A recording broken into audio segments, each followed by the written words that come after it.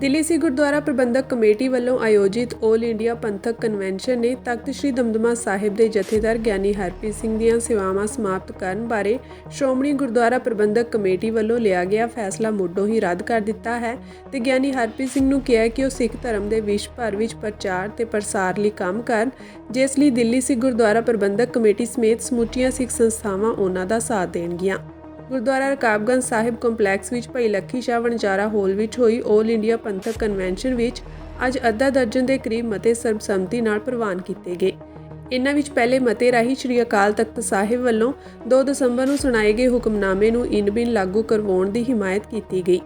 ਦੂਜੇ ਮਤੇ ਰਾਹੀਂ ਗਿਆਨੀ ਹਰਪ੍ਰੀਤ ਸਿੰਘ ਦੀਆਂ ਸੇਵਾਵਾਂ ਖਤਮ ਕਰਨ ਦੇ ਫੈਸਲੇ ਨੂੰ ਮੁੱਢੋਂ ਰੱਦ ਕੀਤਾ ਗਿਆ ਤੇ ਉਹਨਾਂ ਨੂੰ ਵਿਸ਼ਵ ਭਰ ਵਿੱਚ ਸਿੱਖੀ ਦੇ ਪ੍ਰਚਾਰ ਤੇ ਪ੍ਰਸਾਰ ਕਰਨ ਵਾਸਤੇ ਮੁਹਿੰਮ ਜਾਰੀ ਰੱਖਣ ਦੀ ਅਪੀਲ ਕੀਤੀ ਗਈ। ਤੀਜੇ ਮਤੇ ਰਾਹੀਂ 1984 ਦੇ ਸਿੱਖ ਕਤਲੇਆਮ ਦੇ ਦੋਸ਼ੀਆਂ ਦਾ ਸਰਨਾ ਭਰਾਵਾਂ ਵੱਲੋਂ ਮਾਣ ਸਨਮਾਨ ਕਰਨ ਦੀ ਨਿਖੇਧੀ ਕੀਤੀ ਗਈ ਤੇ ਪ੍ਰਣ ਲਿਆ ਗਿਆ ਕਿ ਇਸ ਕਤਲੇਆਮ ਦੇ ਸਾਰੇ ਦੋਸ਼ੀਆਂ ਨੂੰ ਸਜ਼ਾਵਾਂ ਦਿਵਾਉਣ ਤੱਕ ਦਿੱਲੀ ਗੁਰਦੁਆਰਾ ਕਮੇਟੀ ਦੀ ਮੌਜੂਦਾ ਟੀਮ ਆਪਣਾ ਸੰਘਰਸ਼ ਜਾਰੀ ਰੱਖੇਗੀ। ਚੌਥੇ ਮਤੇ ਰਾਹੀਂ ਇਕੱਠ ਨੇ ਵਿਸ਼ਵ ਪੱਧਰ ਤੇ ਸਿੱਖਾਂ ਦੀ ਤਾਲਮੇਲ ਕਮੇਟੀ ਬਣਾਉਣ ਦੀ ਤਜਵੀਜ਼ ਰੱਖੀ ਤਾਂ ਜੋ ਦੇਸ਼ ਵਿਦੇਸ਼ ਦੀਆਂ ਪ੍ਰਮੁੱਖ ਪ੍ਰਬੰਧਕ ਕਮੇਟੀਆਂ ਦੀ ਸ਼ਮੂਲੀਅਤ ਕਰਵਾ ਕੇ ਸਿੱਖ ਕੌਮ ਨੂੰ ਦਰਪੇਸ਼ ਚੁਣੌਤੀਆਂ ਦੇ ਹੱਲ ਵਾਸਤੇ ਸਾਂਝੇ ਉਦਮ ਕੀਤੇ ਜਾਣ। ਇਹ ਵੀ ਕਿਹਾ ਗਿਆ ਕਿ ਜਥੇਦਾਰ ਸਹਿਬਾਨ ਦੀ ਨਿਯੁਕਤੀ ਵਾਸਤੇ ਵਿਧੀ ਵਿਧਾਨ ਬਣਾਇਆ ਜਾਵੇ। ਇੱਕ ਹੋਰ ਮਤੇ ਰਾਹੀਂ ਕਨਵੈਨਸ਼ਨ ਵਿੱਚ ਕਮੇਟੀ ਦੇ ਸਾਬਕਾ ਪ੍ਰਧਾਨ ਮਨਜੀਤ ਸਿੰਘ ਜੀਕੇ ਦੇ ਖਿਲਾਫ ਕੇਸਾਂ ਵਿੱਚ ਚਾਰਜਸ਼ੀਟ ਦਾਇਰ ਕਰਨ ਦਾ ਸਵਾਗਤ ਕੀਤਾ ਗਿਆ ਤੇ ਸੰਗਤ ਨੂੰ ਅਪੀਲ ਕੀਤੀ ਗਈ ਕਿ ਅਜਿਹੇ ਲੋਕਾਂ ਨੂੰ ਮੂੰਹ ਨਾ ਲਾਇਆ ਜਾਵੇ। ਜਨਰਲ ਸਕੱਤਰ ਜਗਦੀਪ ਸਿੰਘ ਕਾਲੋ ਵੱਲੋਂ ਜੈਕਾਰਿਆਂ ਨਾਲ ਪਾਸ ਕੀਤੇ ਮਤੇ ਰਾਹੀਂ ਸੰਗਤ ਨੇ ਅਦਾਲਤ ਨੂੰ ਅਪੀਲ ਕੀਤੀ ਕਿ 1984 ਦੇ ਸਿੱਖ ਕਤਲੇਆਮ ਦੇ ਕੇਸ ਵਿੱਚ ਕਾਂਗਰਸੀ ਆਗੂ ਸੱਜਣ ਕੁਮਾਰ ਨੂੰ ਫਾਂਸੀ ਦੀ ਸਜ਼ਾ ਦਿੱਤੀ ਜਾਵੇ। ਸੰਗਤ ਨੂੰ ਸੰਬੋਧਨ ਕਰਦਿਆਂ ਗਿਆਨੀ ਹਰਪ੍ਰੀਤ ਸਿੰਘ ਨੇ ਕਿਹਾ ਕਿ ਮੌਜੂਦਾ ਦੌਰ ਵਿੱਚ ਸਿਰਫ 10 ਜਣੇ ਹੀ ਅਕਾਲੀ ਦਲ ਨੂੰ ਡੋਬਣ ਤੇ ਲੱਗੇ ਹਨ, ਜਿਸ ਵਿੱਚੋਂ 2 ਦਿੱਲੀ ਦੇ ਹਨ ਤੇ 8 ਪੰਜਾਬ ਦੇ ਹਨ। ਉਹਨਾਂ ਕਿਹਾ ਕਿ ਦਿੱਲੀ ਵਾਲਿਆਂ ਨੇ ਕਾਰ ਤੇ ਹਥੌੜਾ ਮਾਰ ਕੇ ਹੁਣ ਉਸ ਤੇ ਸਵਾਰੀ ਕਰ ਲਈ ਹੈ। ਉਹਨਾਂ ਕਿਹਾ ਕਿ ਬਾਕੀ ਸਾਰੀ ਕੌਮ ਪੰਥ ਦੀ ਬਿਹਤਰੀ ਲਈ ਕੰਮ ਕਰ ਰਹੀ ਹੈ, ਪਰ ਇਹ 10 ਜਣੇ ਪੰਥ ਦੇ ਖਿਲਾਫ ਕੰਮ ਕਰ ਰਹੇ ਹਨ। ਪੰਥ ਵਾਸਤੇ ਬੜਾ ਮਹਾਨ ਹੈ ਔਰ ਸਰਕਾਰਾਂ ਨੇ ਹਮੇਸ਼ਾ ਹੀ ਸ੍ਰੀ ਅਕਾਲ ਤਖਤ ਸਾਹਿਬ ਦੀ ਪ੍ਰਭੂ ਸੱਤਾ ਨੂੰ ਚੁਣੌਤੀ ਦਿੱਤੀ ਹੈ। ਜਦੋਂ ਤੋਂ ਸ੍ਰੀ ਅਕਾਲ ਤਖਤ ਸਾਹਿਬ ਜੀ ਦਾ ਸਥਾਪਨ ਕੀਤਾ ਸ੍ਰੀ ਗੁਰੂ ਹਰਗੋਬਿੰਦ ਸਾਹਿਬ ਮਹਾਰਾਜ ਨੇ, ਉਦੋਂ ਤੋਂ ਹੀ ਸਰਕਾਰਾਂ ਵੱਲੋਂ ਸ੍ਰੀ ਅਕਾਲ ਤਖਤ ਸਾਹਿਬ ਦੀ ਪ੍ਰਭੂ ਸੱਤਾ ਨੂੰ ਜਿਹੜਾ ਹੈ ਉਹ ਵੰਗਾਰਿਆ ਜਾਂਦਾ ਰਿਹਾ ਔਰ ਸ੍ਰੀ ਅਕਾਲ ਤਖਤ ਸਾਹਿਬ ਨੇ ਉਹਦਾ ਮੂੰਹ ਤੋੜ ਜਿਹੜਾ ਜਵਾਬ ਦਿੱਤਾ ਹੈ। ਕਈ ਕਹਿੰਦੇ ਨੇ ਕਿ ਪਹਿਲੀ ਵਾਰ ਹੋਇਆ ਕਿ ਸ਼੍ਰੋਮਣੀ ਅਕਾਲੀ ਦਲ ਜੋ ਸ੍ਰੀ ਅਕਾਲ ਤਖਤ ਸਾਹਿਬ ਦਾ ਰਾਖਾ ਹੈ, ਉਹਨੇ ਸ੍ਰੀ ਅਕਾਲ ਤਖਤ ਸਾਹਿਬ ਨੂੰ ਚੁਣੌਤੀ ਦਿੱਤੀ ਹੈ।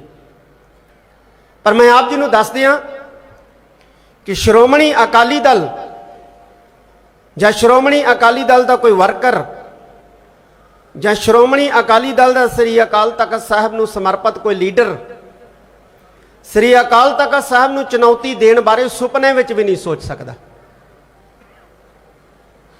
ਜੇ ਸ਼੍ਰੋਮਣੀ ਅਕਾਲੀ ਦਲ ਦਾ ਵਰਕਰ ਜਾਂ ਸਮਰਪਿਤ ਲੀਡਰ ਸ੍ਰੀ ਅਕਾਲ ਤਖਤ ਸਾਹਿਬ ਨੂੰ ਸੁਪਨੇ ਦੇ ਵਿੱਚ ਵੀ ਚੁਣੌਤੀ ਦੇਣ ਬਾਰੇ ਨਹੀਂ ਸੋਚ ਸਕਦੇ, ਫਿਰ ਕੌਣ ਹੈ ਜਿਹੜਾ ਚੁਣੌਤੀ ਦੇ ਰਿਹਾ? ਇਹ ਸਿਰਫ 10 ਬੰਦੇ ਨੇ, 10, ਸ਼ਾਇਦ 11ਵਾਂ ਨਾ ਹੋਵੇ। ਔਰ ਉਹਨਾਂ 10 ਦੇ ਵਿੱਚੋਂ 2 ਤੁਹਾਡੇ ਦਿੱਲੀ ਦੇ ਨੇ, 8 ਪੰਜਾਬ ਦੇ ਨੇ। ਔਰ ਕਿੰਨੀ ਹੈਰਾਨੀ ਦੀ ਗੱਲ ਹੈ ਕਿ ਜਿਹੜੇ ਤੁਹਾਡੇ ਦਿੱਲੀ ਦੇ ਨੇ, ਉਹਨਾਂ ਨੇ 4-5 ਦਿਨ ਪਹਿਲਾਂ ਇੱਕ ਸਟੇਟਮੈਂਟ ਦਿੱਤੀ, ਮੇਰੇ ਤੇ ਦੋਸ਼ ਲਾਇਆ ਕਿ ਗਿਆਨੀ ਹਰਪ੍ਰੀਤ ਸਿੰਘ ਸ਼੍ਰੋਮਣੀ ਅਕਾਲੀ ਦਲ ਜੋ ਪੰਥਕ ਜਮਾਤ ਹੈ ਉਹਦਾ ਨੁਕਸਾਨ ਕਰ ਰਹੇ ਨੇ, ਉਹਨੂੰ ਤੋੜਨ ਦਾ ਯਤਨ ਕਰ ਰਹੇ ਨੇ। ਮੈਂ ਬਿਆਨ ਪੜ੍ਹਿਆ, ਮੈਨੂੰ ਬੜੀ ਹੈਰਾਨੀ ਹੋਈ ਕਿ ਸ਼੍ਰੋਮਣੀ ਅਕਾਲੀ ਦਲ ਇੱਕ ਜਹਾਜ਼ ਦੀ ਤਰ੍ਹਾਂ ਸਮੁੰਦਰ ਦੇ ਵਿੱਚ ਚੱਲਦਾ ਪਿਆ ਸੀ ਔਰ ਜਿਹੜੇ 2 ਬੰਦਿਆਂ ਨੇ 22-23 ਸਾਲ ਆਪਣੇ ਹੱਥ ਦੇ ਵਿੱਚ ਹਥੌੜਾ ਲੈ ਕੇ ਤੇ ਸੁੰਬਾ ਲੈ ਕੇ, ਸੁੰਬਾ ਕਹਿੰਦੇ ਨੇ ਉਸ ਟੂਲ ਨੂੰ ਜਿਹੜਾ ਲੋਹੇ ਦੇ ਪੱਤਰੇ ਦੇ ਵਿੱਚ ਸੁਰਾਖ ਕਰਨ ਦਾ ਕੰਮ ਕਰਦਾ, ਔਰ ਇਹਨਾਂ ਬੰਦਿਆਂ ਨੇ 22-23 ਸਾਲ ਹੱਥ ਦੇ ਵਿੱਚ ਹਥੌੜੀ ਫੜ ਕੇ ਸੁੰਬੇ ਦੇ ਨਾਲ ਉਸ ਚੱਲਦੇ ਹੋਏ ਜਹਾਜ਼ ਦੇ ਵਿੱਚ ਛੇਕ ਕੀਤੇ, ਮੋਰੀਆਂ ਕੀਤੀਆਂ, ਸੁਰਾਖ ਕੀਤੇ। ਔਰ ਜਦੋਂ ਜਹਾਜ਼ ਡੁੱਬਣ ਲੱਗਿਆ ਤੇ ਫਿਰ ਉਹਦੇ ਵਿੱਚ ਸਵਾਰ ਹੋ ਗਏ। ਕਹਿੰਦੇ ਹੁਣ ਕੋਈ ਛੇਕ ਕਰਕੇ ਦਿਖਾਵੇ, ਇਸ ਜਹਾਜ਼ ਦੇ ਵਿੱਚ ਹੁਣ ਕੋਈ ਗਲੀ ਕਰਕੇ ਦਿਖਾਵੇ, ਹੁਣ ਕੋਈ ਛੇਕ ਕਰਕੇ ਦਿਖਾਵੇ। ਇੱਕ ਹੋਰ ਸੌਖੇ ਢੰਗ ਨਾਲ ਸਮਝਾ ਦਿੰਨਾ। ਇੱਕ ਕਾਰ ਬੜੀ ਰਵਾਨਗੀ ਨਾਲ ਸੋਹਣੀ ਚੱਲਦੀ ਸੀ, ਥੌੜੀ ਨਾਲ ਉਸ ਕਾਰ ਨੂੰ ਨਕਾਰਾ ਕੀਤਾ। 22 ਸਾਲ ਥੌੜੇ ਮਾਰ ਮਾਰ ਕੇ ਉਸ ਕਾਰ ਨੂੰ ਬਿੰਗੀ ਕਰਦੇ ਰਹੇ, ਚਿੱਬੀ ਕਰਦੇ ਰਹੇ, ਤੇ ਜਦੋਂ ਕਾਰ ਖਟਾਰਾ ਹੋ ਗਈ ਉਹਦੇ ਉੱਤੇ ਬਹਿ ਗਏ। ਕਹਿੰਦੇ ਹੁਣ ਕੋਈ ਡੰਟ ਪਾ ਕੇ ਦਿਖਾਵੇ, ਅਸੀਂ ਕਾਰਾਂ ਦੇ ਰਾਖੇ ਹਾਂ, ਕੋਈ ਡੰਟ ਪਾ ਕੇ ਦਿਖਾਵੇ। ਕਹਿੰਦੇ ਅੱਜ ਜਿਹੜੀ ਹਾਲਤ ਹੋਈ ਹੈ ਨਾ ਸ਼੍ਰੋਮਣੀ ਅਕਾਲੀ ਦਲ ਦੀ, ਉਹਦੇ ਵਿੱਚ ਤੁਹਾਡਾ ਵੀ ਬਹੁਤ ਵੱਡਾ ਯੋਗਦਾਨ ਹੈ ਡਬੋਨ ਦੇ ਵਿੱਚ। ਆਹੀ ਬੰਗਲਾ ਸਾਹਿਬ ਦੀਆਂ ਸਟੇਜਾਂ ਤੋਂ ਸ਼੍ਰੋਮਣੀ ਅਕਾਲੀ ਦਲ ਤੇ ਸ਼੍ਰੋਮਣੀ ਅਕਾਲੀ ਦਲ ਦੇ ਉਹਨਾਂ ਨੇਤਾਵਾਂ ਬਾਰੇ ਕੀ ਕੀ ਬੋਲਿਆ ਗਿਆ। ਆ ਚੜ੍ਹਦੀ ਕਲਾ ਦੇ ਬੈਠੇ ਨੇ ਦਰਦੀ ਸਾਹਿਬ, ਇਹਨਾਂ ਕੋਲੇ ਵੀਡੀਓ ਨੇ ਸਾਰੀਆਂ, ਉਦੋਂ ਲਾਈਵ ਚੱਲਦਾ ਹੁੰਦਾ ਸੀ, ਤੇ ਹੁਣ ਤੁਸੀਂ ਉਹਨਾਂ ਨਾਲ ਸਾਂਝ ਪਾਈ ਬੈਠੇ ਹੋ। ਹੁਣ ਉਹ ਚੰਗੇ ਹੋ ਗਏ ਨੇ। ਨਾਮ ਸਰਨਾ ਬ੍ਰਦਰ, ਵੈਸੇ ਮੈਂ ਸਤਿਕਾਰ ਕਰਦਾ, ਪਰ ਦੇਖੋ ਕਿੱਡੀ ਕਮਾਲ ਦੀ ਗੱਲ ਹੈ।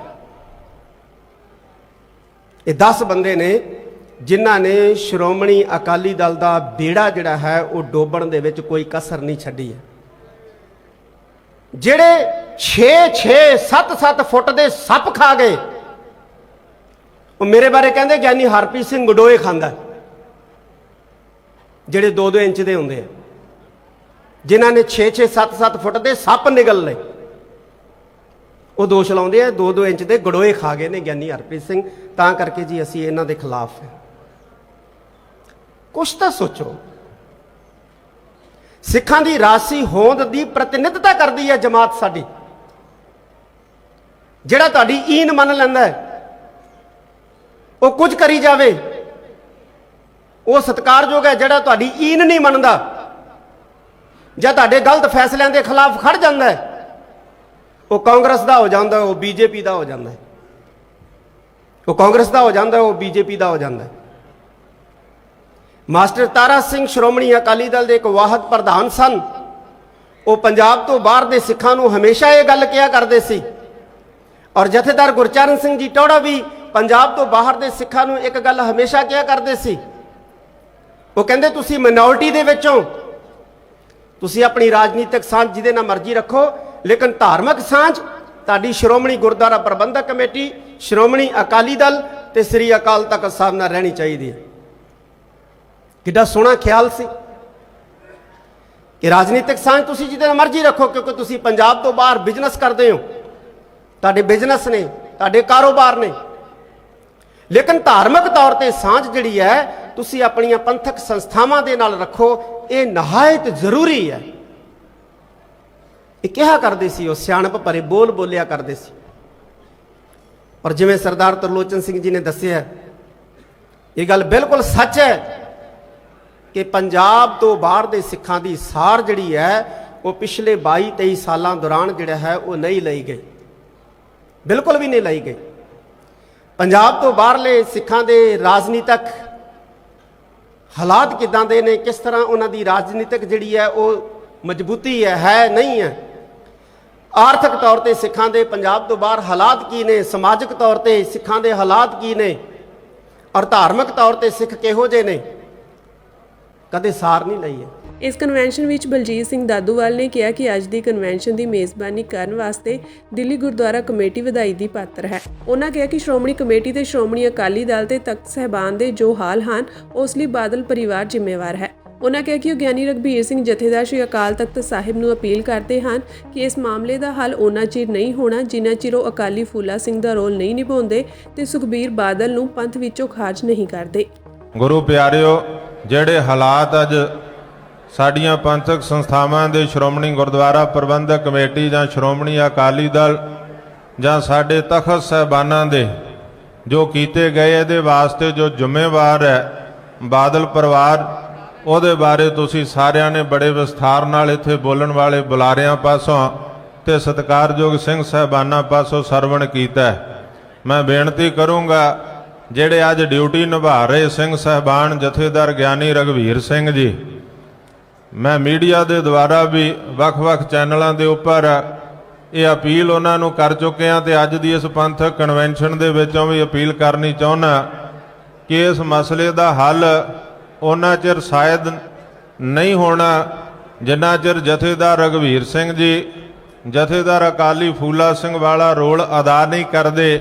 ਸਾਰੇ ਸਿੰਘ ਸਾਹਿਬਾਨਾਂ ਨੂੰ ਸ੍ਰੀ ਅਕਾਲ ਤਖਤ ਸਾਹਿਬ ਤੇ ਇਕੱਤਰ ਕਰਕੇ ਪੰਥਕ ਮਰਿਆਦਾ ਨੂੰ ਮੁੱਖ ਰੱਖਦੇ ਹੋਏ ਸਰਦਾਰ ਸੁਖਬੀਰ ਸਿੰਘ ਬਾਦਲ ਨੂੰ ਪੰਥ ਚੋਂ ਖਾਰਜ ਨਹੀਂ ਕੀਤਾ ਜਾਂਦਾ।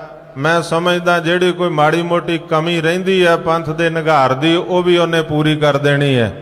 ਜੇਕਰ ਅਸੀਂ ਪੰਥਕ ਸੰਸਥਾਵਾਂ ਨੂੰ ਸਰਵਾਈਵ ਕਰਨਾ ਚਾਹੁੰਦੇ ਆ ਤਾਂ ਜਥੇਦਾਰ ਰਘਵੀਰ ਸਿੰਘ ਹੋਣਾ ਨੂੰ ਇਹ ਫੈਸਲਾ ਜ਼ਰੂਰ ਕਰਨਾ ਚਾਹੀਦਾ। ਇਹੀ ਮੈਂ ਅਪੀਲ ਕਰਦਾ ਜਥੇਦਾਰ ਗਿਆਨੀ ਰਘਵੀਰ ਸਿੰਘ ਜੀ ਜਿਹੜੇ ਡਿਊਟੀ ਨਿਭਾ ਰਹੇ ਆ। ਨਹੀਂ ਤੇ ਮੈਂ ਸਮਝਦਾ ਕਿ ਜਿਹੜੀ ਪਰੰਪਰਾ ਚੱਲੀ ਸੀ 1999 ਤੋਂ, ਜਿਸ ਤਰ੍ਹਾਂ ਸਿੰਘ ਸਾਹਿਬ ਰਣਜੀਤ ਸਿੰਘ ਜੀ ਨੂੰ ਉਹਨਾਂ ਦੇ ਅਹੁਦੇ ਤੋਂ ਫਾਰਗ ਕੀਤਾ ਗਿਆ ਸੀ ਬਾਦਲ ਪਰਿਵਾਰ ਵੱਲੋਂ, ਉਦੋਂ ਪ੍ਰਕਾਸ਼ ਸਿੰਘ ਬਾਦਲ ਤੇ ਅੱਜ ਸੁਖਬੀਰ ਸਿੰਘ ਬਾਦਲ, ਉਹ ਪਰੰਪਰਾ ਨਿਰੰਤਰ ਜਾਰੀ ਹੈ। ਜਿਸ ਤਰ੍ਹਾਂ ਗਿਆਨੀ ਹਰਪ੍ਰੀਤ ਸਿੰਘ ਹੋਣਾ ਨੇ ਵੀ ਜਿਸ ਤਰ੍ਹਾਂ ਉਹਨਾਂ ਦਾ ਫੈਸਲਾ ਲਿਆ ਸੀ ਸ਼੍ਰੋਮਣੀ ਕਮੇਟੀ ਨੇ, ਤਾਂ ਉਹਨਾਂ ਨੇ ਵੀ ਆਪਣੀ ਟੀਵੀ ਇੰਟਰਵਿਊ ਦੇ ਦੌਰਾਨ ਕਿਹਾ ਸੀ ਕਿ ਇਹ ਪਹਿਲੀ ਵਾਰ ਨਹੀਂ ਹੋਇਆ, ਪਹਿਲਾਂ ਵੀ ਇਹੀ ਕੁਛ ਇਹ ਬਾਦਲ ਪਰਿਵਾਰ ਕਰਦਾ ਆਇਆ।